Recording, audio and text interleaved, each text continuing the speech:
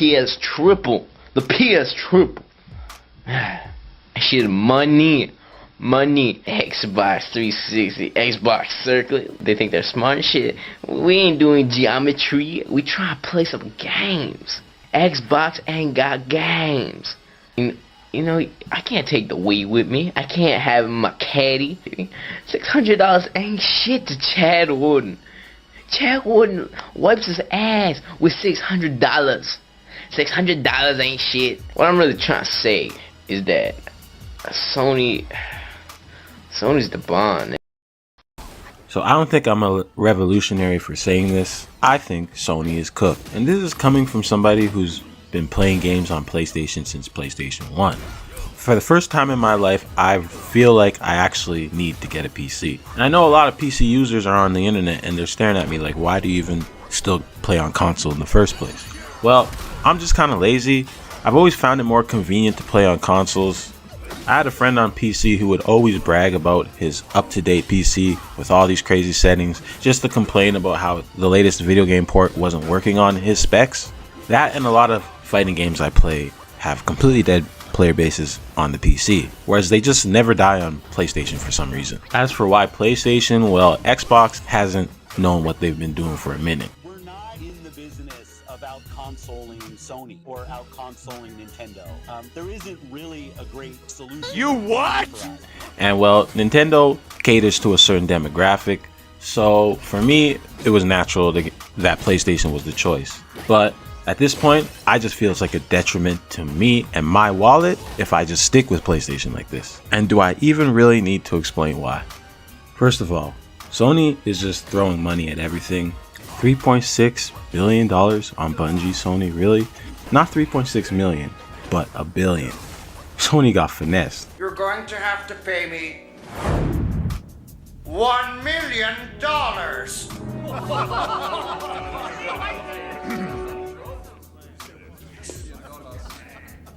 Sorry. $100 billion. Gentlemen, silence. Seriously, in hindsight, who told him that Bungie was worth that much money? But that's not even the thing people are talking about, which is crazy to me. But they're always talking about this 200 million plus on Concord, which is also insane. This is just kind of annoying because it's like, why did I even get into PlayStation in the first place? Just to play Last of Us for the 20th time? They're just throwing money at things, and look how far that got Xbox. It baffles me because it's like, if you really want a successful game, the first thing about the game is you actually have to be excited about making it. You can't just copy somebody else's homework 8 years later and then expect success. But what do I know? I'm just a YouTuber. I'm just a guy on YouTube.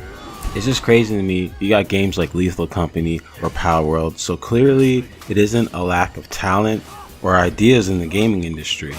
Something with these execs, man, they just see gaming as a medium of making money. By the way, because Sony's taking such an L in the market recently, be prepared for them to try to make up the cost by upselling and penny pinching the remaining player base, because they got to make that Concord money back somehow. Think about it, it's business 101. So I wouldn't be surprised if a lot of Sony products get marked up very soon in the near future.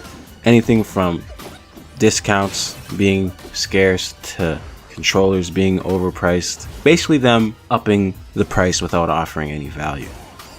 Another thing about Sony, they're terrible at advertising. This is how you share your games on PS4.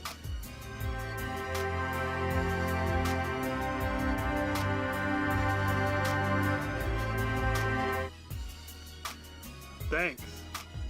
Xbox.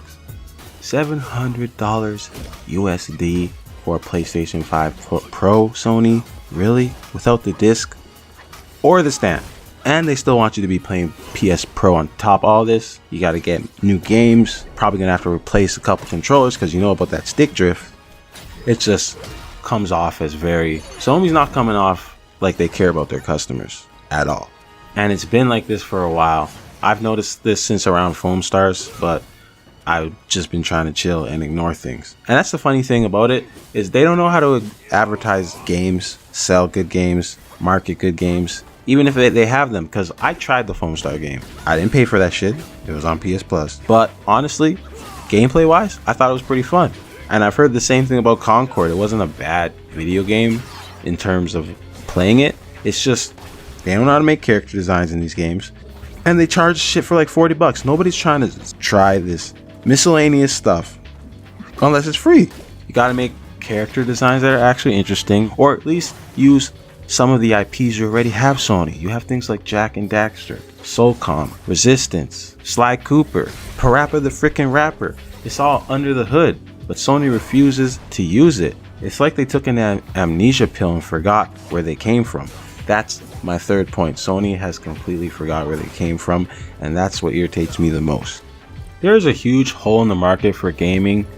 People want high quality single player mature experiences, and Sony thinks the only way they can offer that is with God of War and Horizon Zero Dawn. Me personally, I love the mechanics in Gravity Rush, and I was real pissed when Sony let the company go that made that game. Imagine a PS5 version of Gravity Rush 3 utilizing everything the PlayStation can do. That'd be some crazy gameplay, that's all I'm saying. I love floating around with flat gravity, but that's just my vibe. Besides that, they're going on down this live service meat grinder rabbit hole, which honestly, they just have no business or idea doing. Honestly, it's a damn shame, and I understand why they did it, but Sony did have a live service Spider-Man game on the works. It would have been really cool, but they would have had to sacrifice Insomniac, and who knows if that would have even been successful. So I understand why they didn't do it. They had to get them working on Spider-Man 3 and Wolverine. All I know is that Spider-Man game would have went crazy. I don't know how they would have got it done, but I feel like 8 years and $200 million wasted on Concord could have been wasted attempting a live service Spider-Man game instead. Maybe hiring a different department. I don't know. Anything is less of an L than what they received with Concord. And then I heard that Factions, which is fun as hell if you've ever tried that, it's a spin-off of Naughty Dog's Last of Us.